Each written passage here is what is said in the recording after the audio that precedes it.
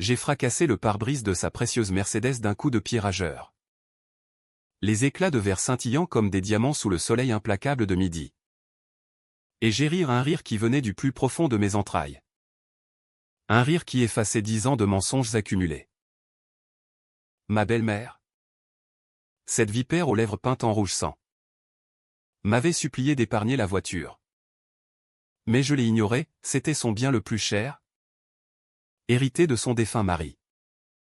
Et maintenant, elle le voyait se briser comme son empire de faux semblants. Pour la première fois depuis que j'avais prononcé ces mots fatidiques, non. Ton nom n'ira pas sur l'acte. Je me sentais libre. Prêt à tout pour que ces femmes paient le prix de leur trahison.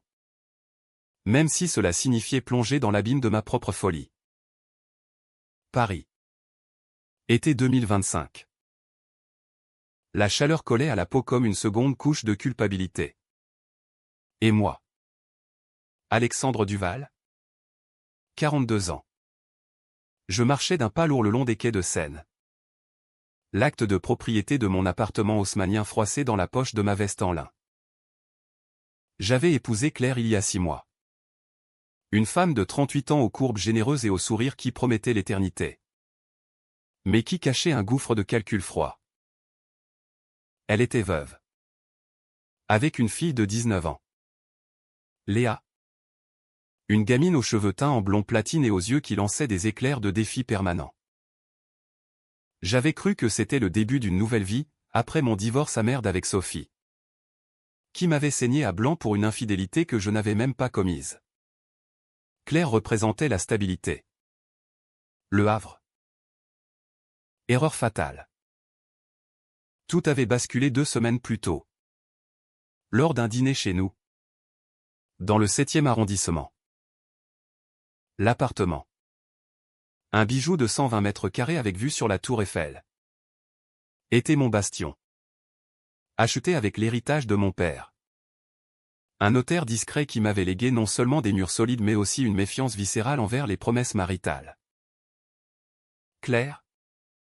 Serveuse reconvertie en galeriste après la mort de son premier mari, un banquier fauché par un infarctus à 45 ans.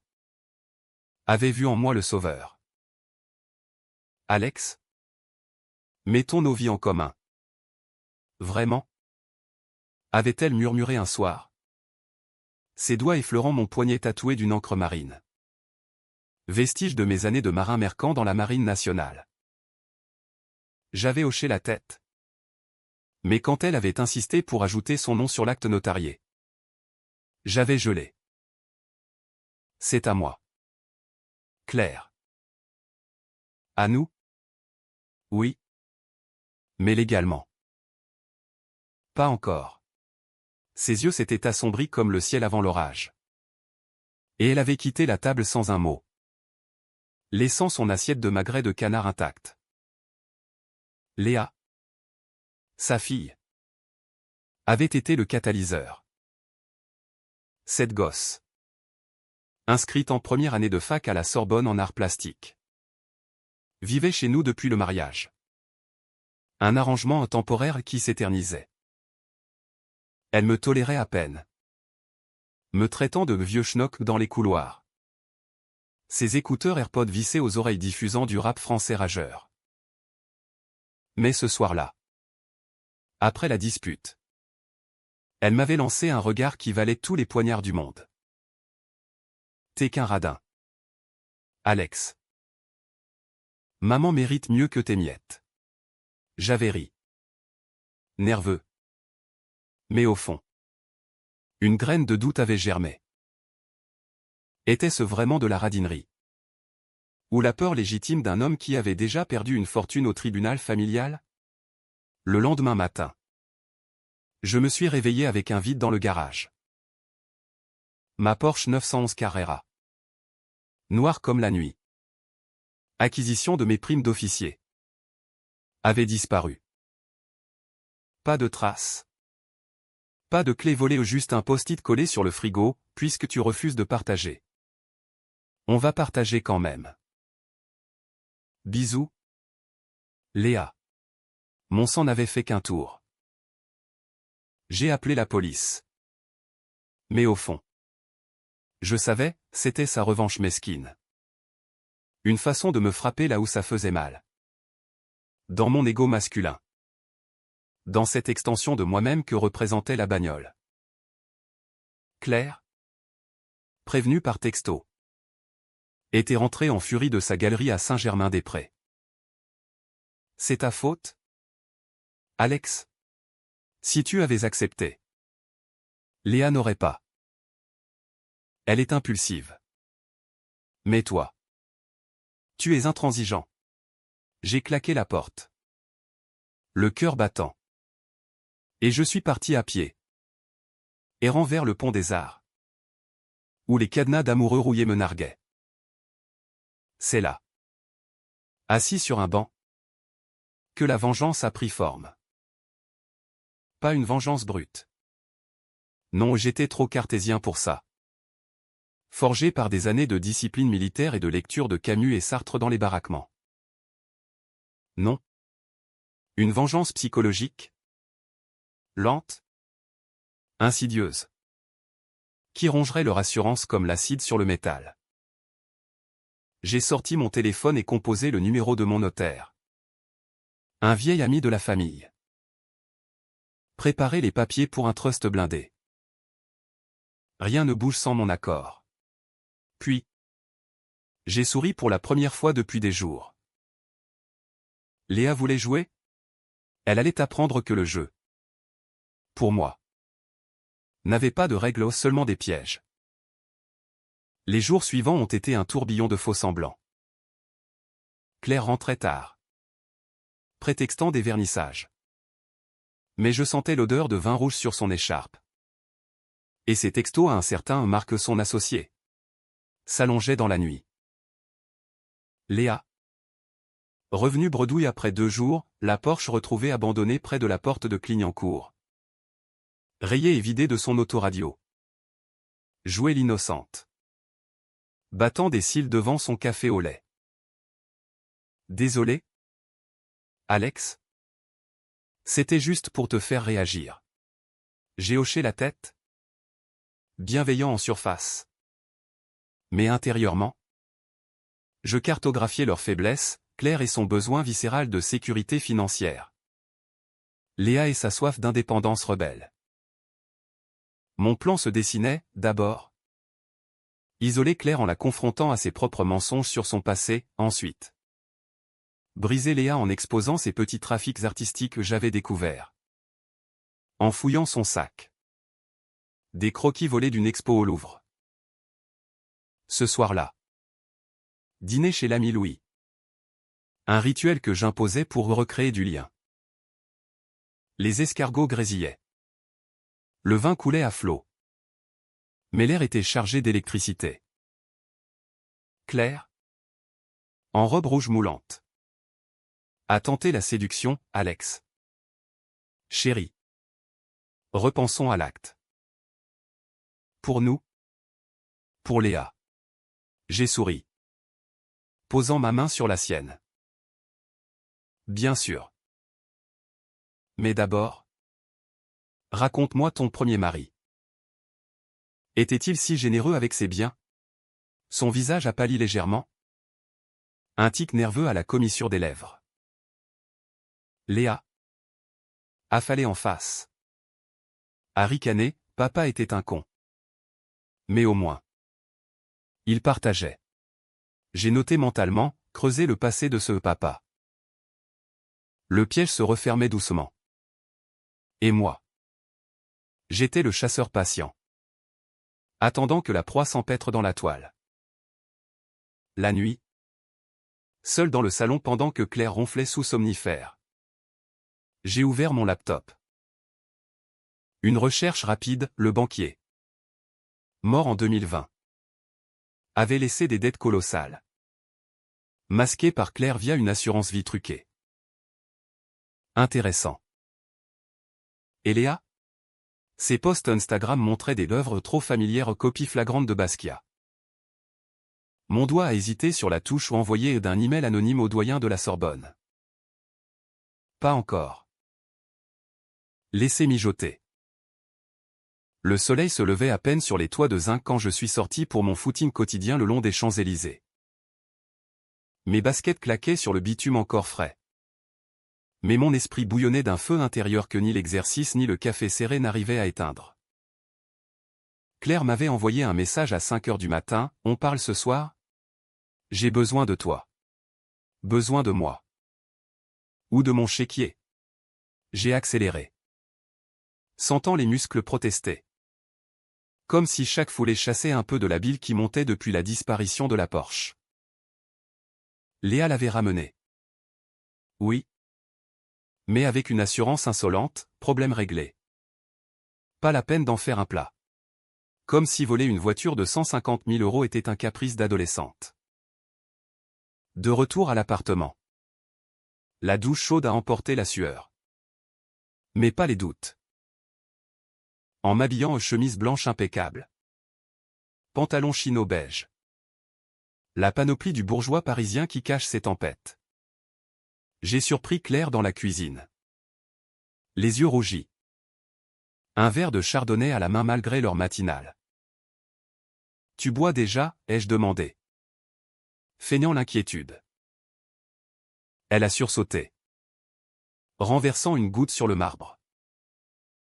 Juste pour me détendre.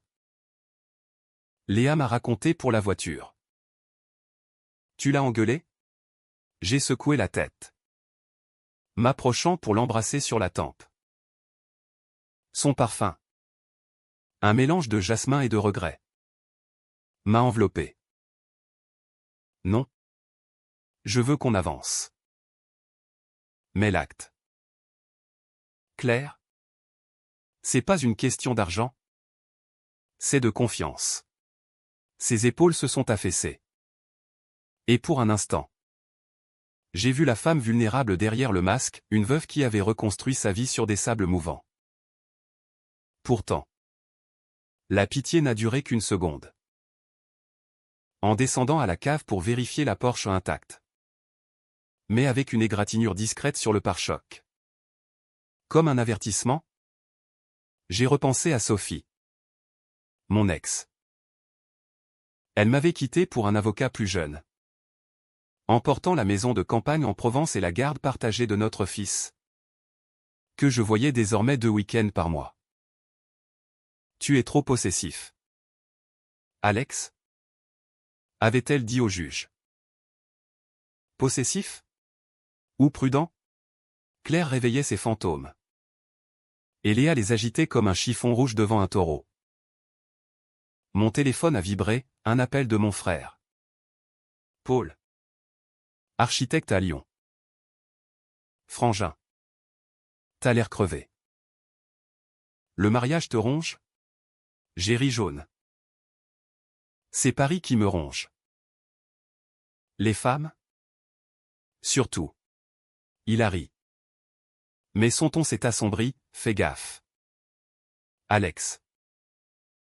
J'ai entendu des rumeurs sur Claire, son ex-mari. Les dettes. Vérifie. Midi approchait.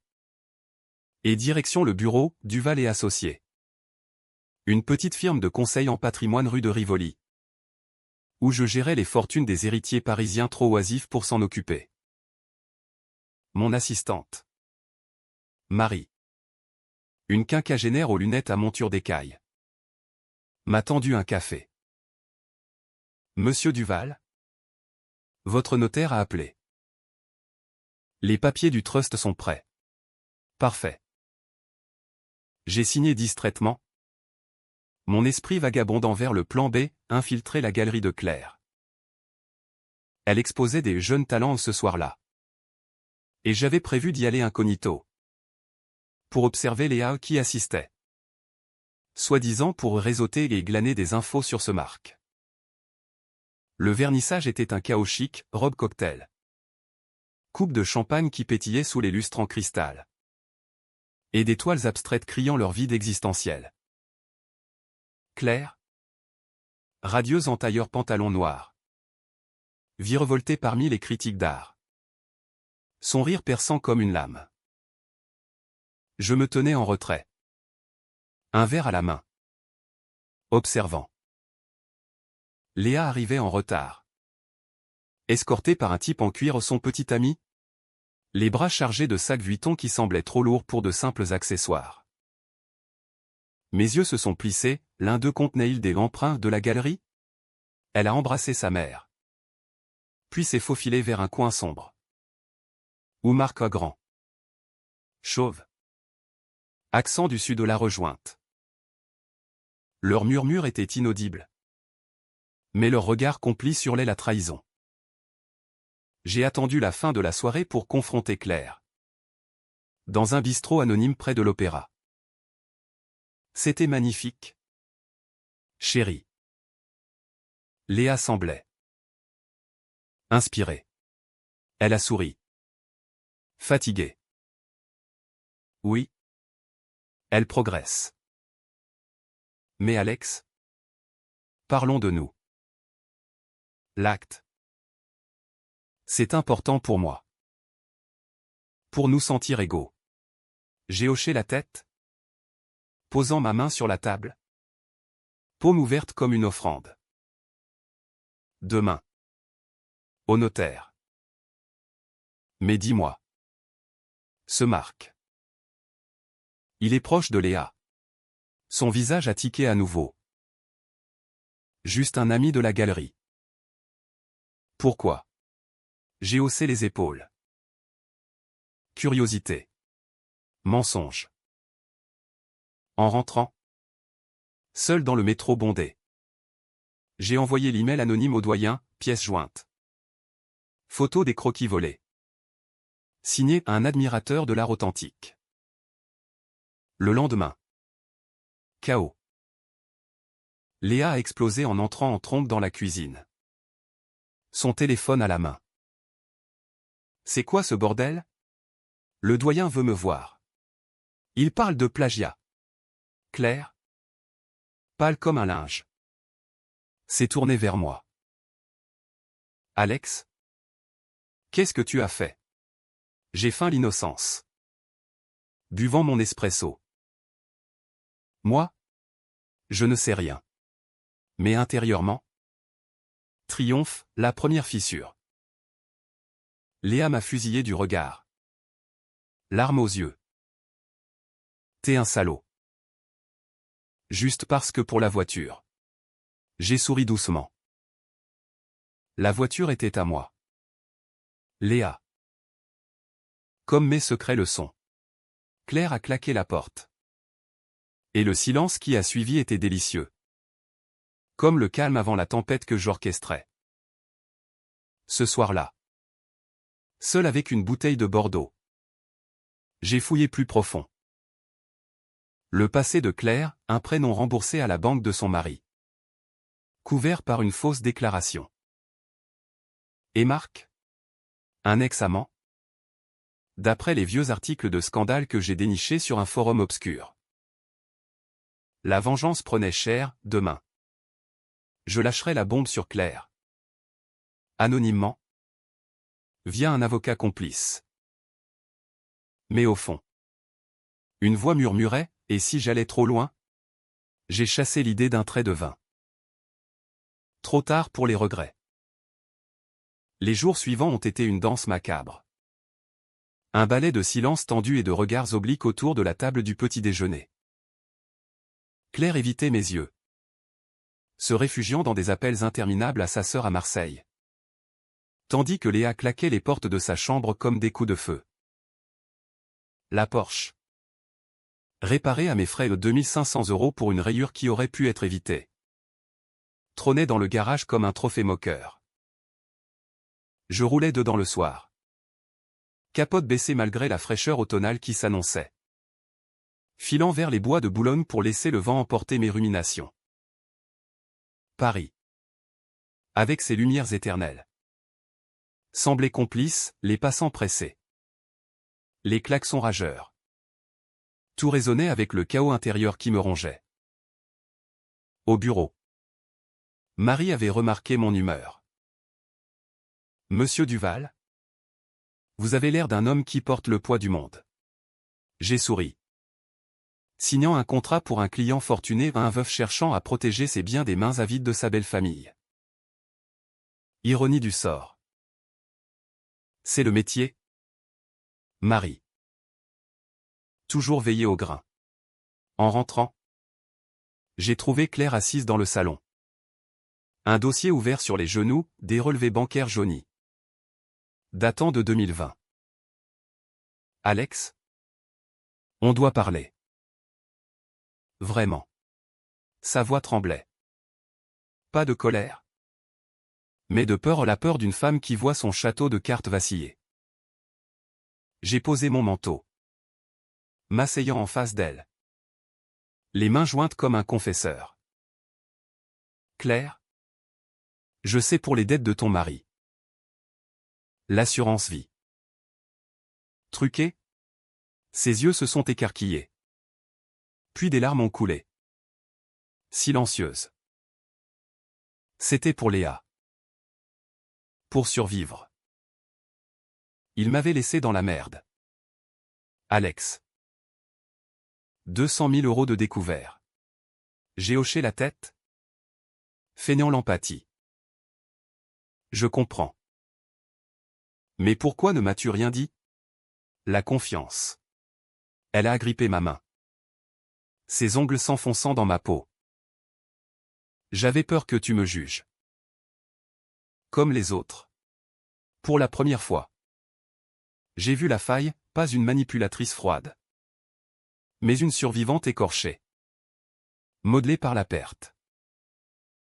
Mon cœur a flanché un instant. Étais-je en train de détruire une innocente? Non. Elle avait choisi de me cacher ça. Comme elle choisissait de pousser pour l'acte. Non par amour, mais par calcul. Léa est entrée à ce moment. Les cheveux en bataille. Un joint à moitié fumé entre les doigts, l'odeur accomplissant la pièce. Qu'est-ce que vous complotez encore? Claire s'est redressée, essuyant ses joues. Rien. Ma chérie. Va te préparer. On dîne dehors. Mais Léa m'a fixé. Haineuse. C'est toi qui as balancé les infos au doyen. Hein? T'es pire qu'un flic. J'ai haussé les épaules. Les faits parlent d'eux-mêmes. Léa. Le vol? Le plagiat. Tu joues avec le feu. Elle a jeté le joint dans l'évier. Le visage tordu. Et toi? T'as volé la vie de maman en refusant l'acte. T'es qu'un égoïste. La porte a claqué. Et Claire a soupiré. Elle est à cran. La fac la suspend pour un mois. Ce dîner. Au Procope. L'un des plus anciens bistrots de Paris. A été un fiasco. Les huîtres fraîches de Cancale semblaient fades. Le foie gras trop riche pour nos estomacs noués. Claire tentait des anecdotes légères sur ses expositions. Mais ses yeux revenaient sans cesse à son téléphone. Marc. Encore. J'ai décidé de frapper, Claire. J'ai vu tes messages. À lui. Elle a blêmi. Posant sa fourchette. C'est professionnel. Léa. Affamée de drame. A ricané, maman. Arrête. Alex c'est tout. Silence de mort. Puis. Explosion, Claire a repoussé sa chaise. Tu fouilles mes affaires? Espèce de parano. J'ai payé l'addition calmement. Et dehors. Sous la pluie fine. Elle m'a giflé une gifle qui a claqué comme un verdict. De retour. Dans la chambre conjugale que nous n'avions plus partagée depuis une semaine. Elle a fait ses valises. Je vais chez Marc. Juste le temps de réfléchir. Léa l'a aidé. Jetant mes chemises par terre en passant. Bonne chance. Beau papa. La porte s'est refermée. Et l'appartement. Si vivant hier. S'est mué en tombeau. J'ai descendu une bouteille de cognac. Les larmes coulant enfin, pas de tristesse, mais de rage pure. Elle pensait m'avoir brisé? Erreur. Le lendemain, j'ai contacté mon avocat, procédure de séparation immédiate. Gel des biens communs, il n'y en avait pas. Grâce à mon trust. Et pour Léa, un signalement à la police pour le vol de voiture. Avec preuve vidéo du garage. Mais la vraie vengeance était plus subtile. J'ai infiltré le compte Instagram de Léa via un faux profil Harlover75. Liquant ses posts et commentant innocemment, inspiré de artistes célèbres. Non. Attention au copyright. Les followers ont commencé à douter. Les likes a chuté. Pour Claire. Un email anonyme à sa galerie, votre associé a un passé trouble. Vérifiez les assurances. Les contrats ont commencé à se tarir. D'après les ragots que Marie m'a rapportés. Une semaine plus tard. Claire est revenue. Suppliante. Alex? On peut arranger ça. L'acte? Je m'en fous. Juste. Nous. Ses yeux. Cernés. Implorait. Léa. En fond. Hochait la tête. Vaincu. J'ai ouvert la porte plus grand. D'accord. Mais à mes conditions. Intérieurement. Je jubilais, elle mordait à l'hameçon. La phase 2, les faire douter d'elles-mêmes. Les pousser à confesser leurs secrets les plus sombres. Car je savais. Pour Marc, pas un amant. Mais un complice dans une arnaque aux œuvres d'art. La toile se resserrait. Pourtant. Dans le silence de la nuit. Un doute m'assaillait, étais-je le monstre? Ou la victime qui se vengeait justement? Le miroir me renvoyait un homme aux traits tirés. Les yeux injectés de sang. Trop tard pour reculer. La machine était lancée. L'automne s'installait à Paris comme un manteau gris. Les feuilles mortes craquant sous les semelles des passants pressés rue du Faubourg Saint-Honoré. J'avais repris le volant de la Porsche avec une voracité nouvelle. Chaque virage serré autour de l'Arc de Triomphe me rappelant le contrôle que je reprenais sur ma vie. Claire et Léa étaient revenus. Dociles en surface, dîner calme. Rire forcé devant des films de Truffaut. Mais l'air vibrait d'une tension palpable. Comme un fil d'acier prêt à rompre. Claire avait annulé ses rendez-vous avec Marcos et fini. Je te le jure. Et Léa s'était excusée platement pour la voiture. Aidant même à polir les chromes du garage. Mais je voyais les fissures, les nuits où Claire se tournait et se retournait. Murmurant dans son sommeil, les scrolls interminables de Léa sur son téléphone. Cherchant désespérément de la validation en ligne. Mon bureau était devenu un quartier général occulte. J'avais embauché un privé. Un ancien flic nommé Bertrand. Aux moustaches grisonnantes et au cynisme aiguisé par 20 ans de filature. Duval? Ces nanas te mènent en bateau. La mère a un compte offshore au Caïman à 50 000 € planqués. La fille? Elle deal des enfêtes aux soirées étudiantes pour financer ses projets artistiques. Point. J'ai payé cash. 5 000 €. Et Bertrand a souri, revanche ou justice? J'ai haussé les épaules.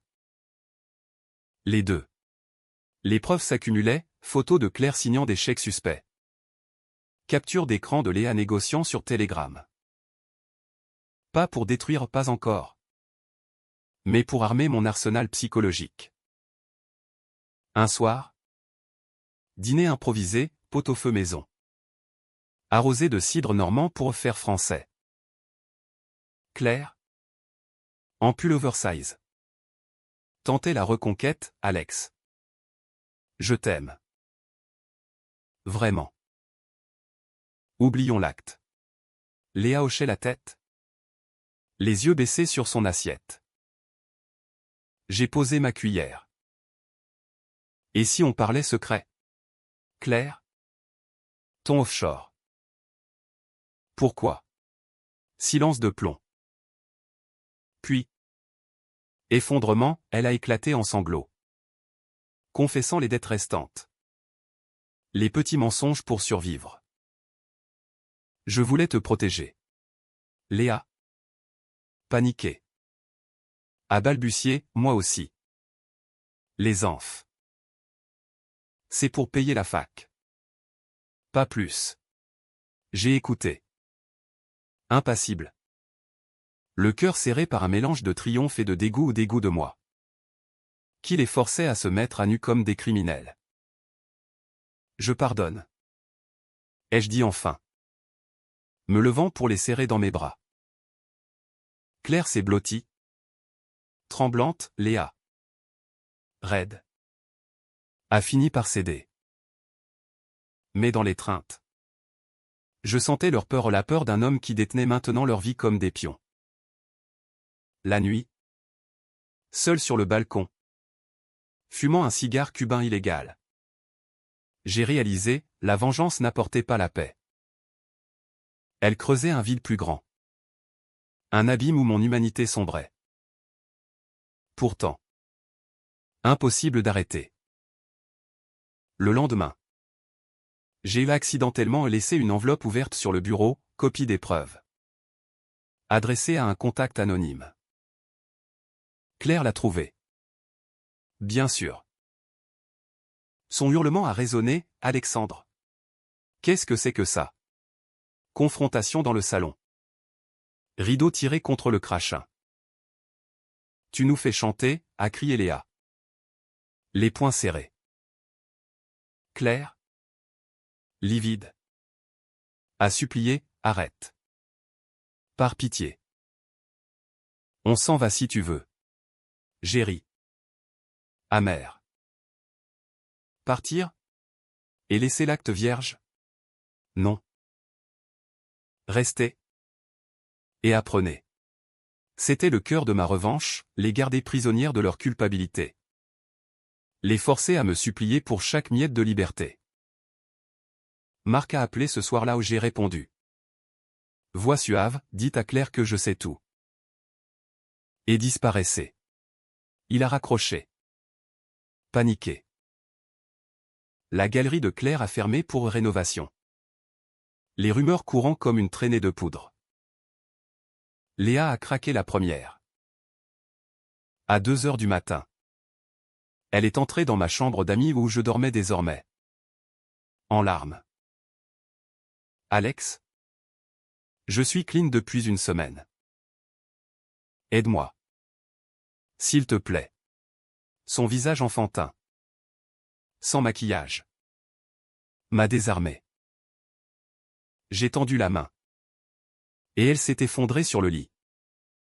Sanglotant son histoire, un père absent. Une mère accaparée par le deuil. La drogue comme échappatoire à la précarité. Pour la première fois. J'ai vu Léa non comme une ennemie. Mais comme une âme brisée. Miroir de mon propre fils. Que je négligeais par rancune. D'accord? Petite. On va s'en sortir. Mais le lendemain. J'ai effacé les preuves pas par bonté. Mes calculs, une dette morale les lierait plus fort que la peur. Claire? Elle? Résistait. Lors d'une promenade au Luxembourg. Sous les marronniers jaunissants. Elle a tenté la contre-attaque, et toi? Alex? Ton divorce. Sophie. Tu l'as trompé. Non. J'ai vu les mets. Bluff. J'ai souri. Vérifie. C'était elle. La coupable. Mensonge pieux en vérité. Sophie avait des preuves. Mais je les avais enterrées. Elle a reculé. Vaincue. La balance penchait, j'étais le maître. Mais le pouvoir corrompait. Me rendant paranoïaque. Chaque bruit dans la nuit était une trahison potentielle. Fin novembre? Coup de théâtre, Paul m'a appelé. Alex? Ton fils veut te voir. Et? Méfie-toi de Claire. Elle prépare un coup. Mon frère avait des contacts. Le piège se retournait-il? J'ai accéléré le plan, un dîner de réconciliation. Avec notaire invité. Ajoutons ton nom. Claire. Mais signons un contrat prénuptial rétroactif. Ses yeux ont brillé aux victoires? Ou piège? La soirée s'annonçait explosive. Décembre pointait le bout de son nez. Avec ses guirlandes criardes sur les Champs-Élysées et son froid qui s'infiltrait jusque dans les os. L'appartement. Décoré à la va-vite par Léa pour faire Noël. Puis le sapin artificiel et les non-dits. Claire signait les papiers le lendemain. Mais son sourire était forcé. Comme un masque de comédia dell'arte. J'avais passé la nuit à relire les clauses, tout bien acquis avant le mariage restait à moi. Et en cas de faute ou adultère? Fraude? Pénalité salée. Bertrand, mon privé, avait confirmé, elle a contacté un avocat. Pour contester. Parfait. La confrontation finale approchait. Et avec elle.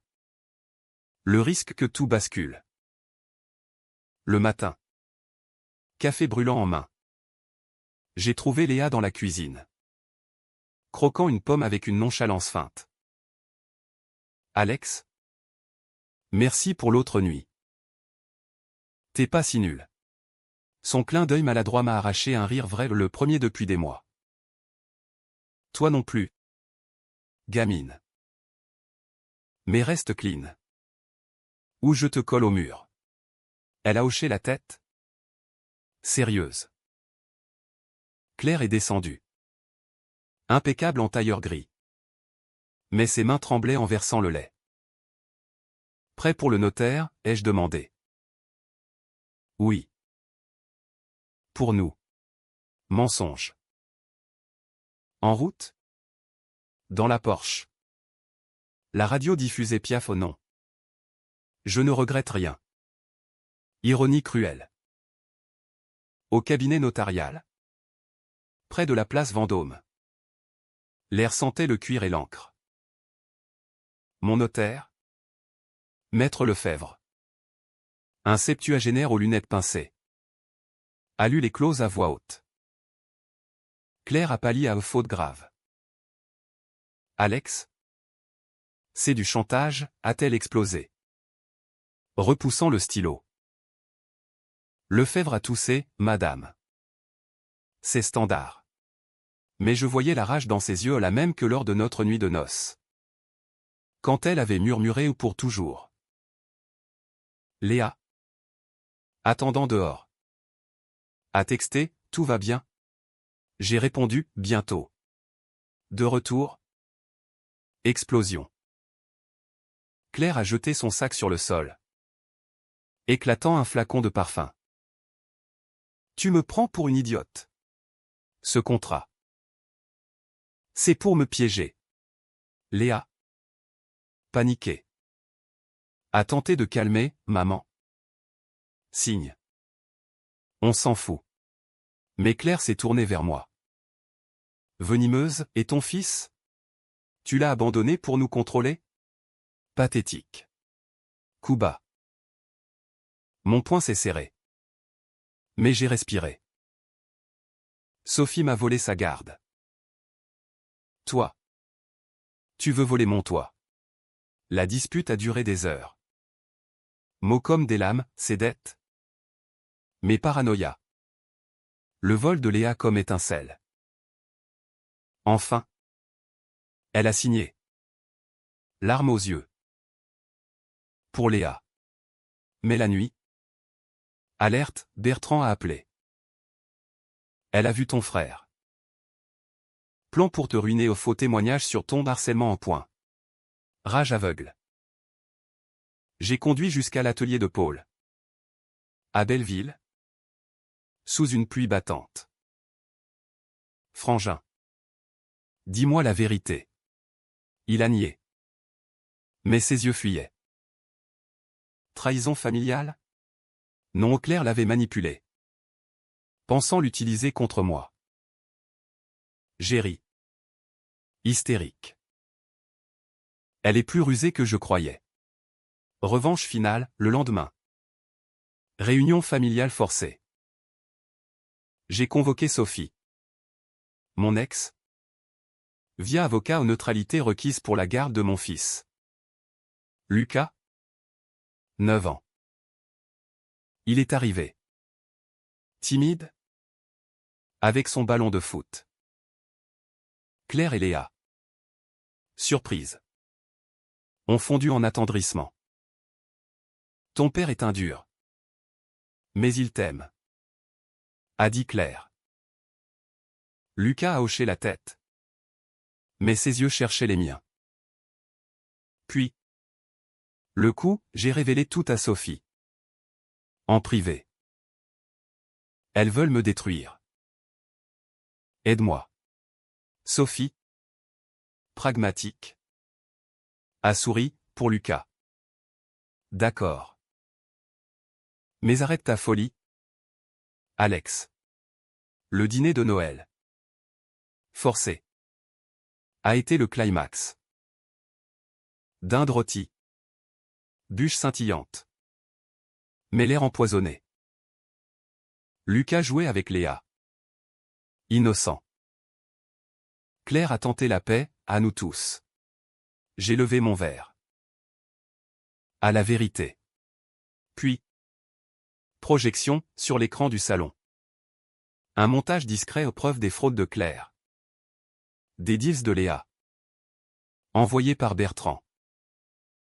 Choisissez, la prison. Ou la confession publique. Claire s'est effondrée. Hurlant, monstre. Léa a pleuré, pitié. Mais au fond. Libération, elles avouaient. Brisées. Pourtant. En les voyant ainsi. J'ai craqué. Éteignant l'écran. J'ai murmuré, assez. On recommence à zéro. Vraiment. Claire m'a regardé. Incrédule. Pourquoi? Parce que la vengeance. C'est un poison qui tue le vengeur. Le nouvel an s'est levé sur Paris comme une page blanche. Effaçant les ombres de décembre dans une eau laiteuse. L'appartement. Débarrassé des guirlandes fanées. Respirait à nouveau ou du moins. Feignez-le.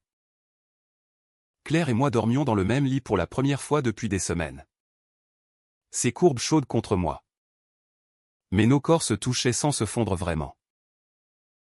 Léa. En thérapie payée de ma poche ou une psy près de Bastille spécialisée en addiction. Passait ses journées à peindre pour de vrai.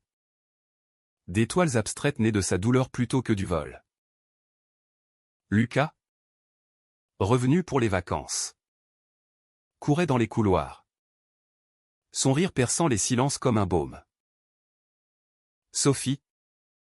En retrait. M'avait donné sa bénédiction, ne la perds pas.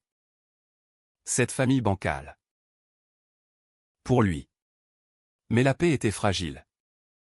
Un verre fin sur le point de se briser. Claire avait confessé tout à sa galerie d'émissions. Mais avec une lettre d'excuse publique qui avait sauvé les apparences. Marc avait disparu. Emportant ses illusions. Pour moi. Les nuits étaient hantées, rêve où je fracassais la Mercedes de ma belle-mère, un fantasme récurrent. Vestige d'une vieille rancune. Où Léa reprenait les clés de la Porsche. Riant aux éclats. Je me réveillais en sueur. Le cœur cognant. Et Claire murmurait, c'est fini. Alex. Était-ce vrai? La vengeance m'avait changé, plus dur. Plus calculateur. Mais aussi plus vulnérable. Car j'avais vu l'abîme en moi. Février apporta le verdict notarial, l'acte modifié. Son nom ajouté mais avec des clauses que j'avais adoucies. Pour l'équilibre. ai-je dit lors de la signature. Nos mains se frôlant sur le parchemin.